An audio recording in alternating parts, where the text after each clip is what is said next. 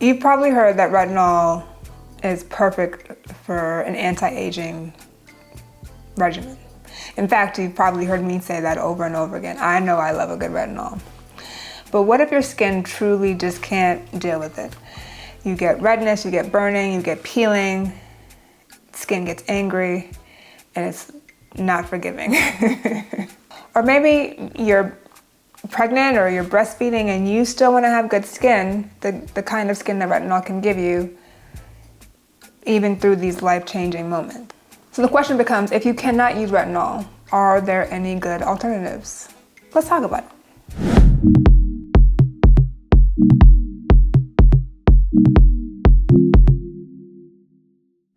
I'd give retinol all of its flowers. It really is one of the, I dare say it's one of the miracle drugs, especially in my field, right? It increases cell turnover, it boosts collagen production, and because of this, it improves texture and pigmentation over time.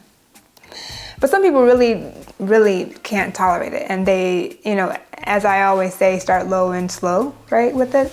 But even when you start low and slow, some people really just cannot tolerate it. So this video is for you. I'm gonna give you 5 key alternatives to retinol and what they do. The first one is Bakuchiol, and if you have heard of it before, it has probably been marketed to you as the natural alternative to retinol. It actually doesn't work exactly like retinol, so the marketing is a little bit misleading in that sense. But it is good for anti-aging. It improves fine lines, pigmentation, and elasticity that's similar to how effective retinol can be, but again, not the same, right? Not the same mechanism either. It's also different in the fact that it's just much more well tolerated. It's a much gentler medication. So if you have sensitive skin, Bakuchiol might be the place to start. Next are peptides. Peptides are you can think of them like signals to tell the skin to produce more collagen. They basically are very important for rebuilding and repairing skin. Again, they're not gonna work the way the retinol does. They do not stimulate or increase cell turnover, but they can improve firmness and elasticity over time. So peptides like Bakuchiol are gentler for people as well, and so might be a good alternative. Another good one is vitamin C. Now, I have talked about vitamin C in the past. It also stimulates collagen production and also will brighten pigmentation. Vitamin C and niacinamide you can think of them the same way in terms of their effects. Again, does not work like retinol, does not increase cell turnover, but it does help improve skin quality. Vitamin C, I would say, is also a potential skin irritant like retinol. It can leave you stinged, chapped, kind of that feeling. So that's another one where I would say just be careful of it.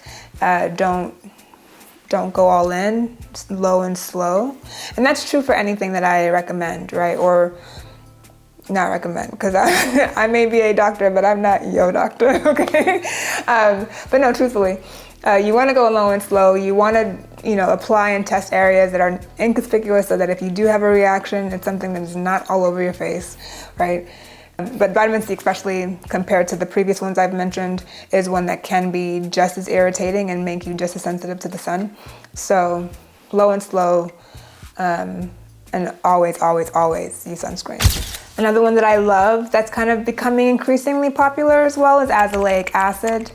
Very, very, very good for things like acne, for rosacea, hyperpigmentation, poor texture. It works by reducing inflammation and normalizing keratin production in the skin, so also another great alternative to retinol.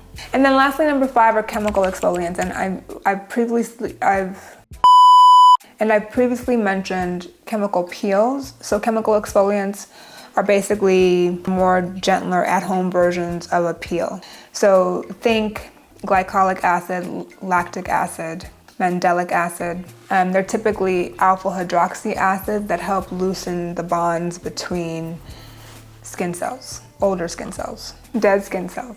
So it can also reveal kind of a more appealing texture beneath as well, that's brighter as well. The reality is that there's no perfect retinol replacement. Like I said, retinol, I think, might be my like number one top drug of choice. I can't stop. Anyway, this family is the most studied, and it has been described as the most powerful for a long time now in these studies for the production of collagen and cell turnover and things of that nature. So it really, really is great. But again, it's not everyone's bag, right? And so if it's not for you, then what I've just named are 5 good alternatives that you can try.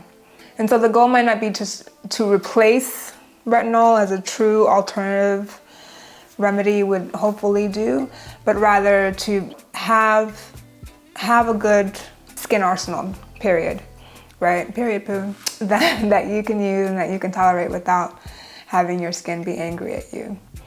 But again, the tip may not be that retinol is bad, but rather it may not be the what, but the how, if that makes sense. So if people are being aggressive with retinol, if people are not using sunscreen, if you're just kind of doing things that are, or putting it on damp skin that is naive to retinol, that can all be problematic. So just a reminder that if you're going to use retinol, right, the key is low and slow to start with. I say every other night, but it can even be more infrequent than that, every 2 to 3 nights. And remember, it is a nighttime drug, not a daytime drug. It makes you incredibly sensitive to the sun. So apply to dry skin. If you're starting out, apply to dry skin every other night. If you experience redness, burning, stinging, then really take a break. Make sure that you pair it with some good sunscreen during the day. As you progress and you become more tolerant, then you can do things like increase the frequency and also apply it to damp skin where it will absorb even more and you'll get more bang for your buck.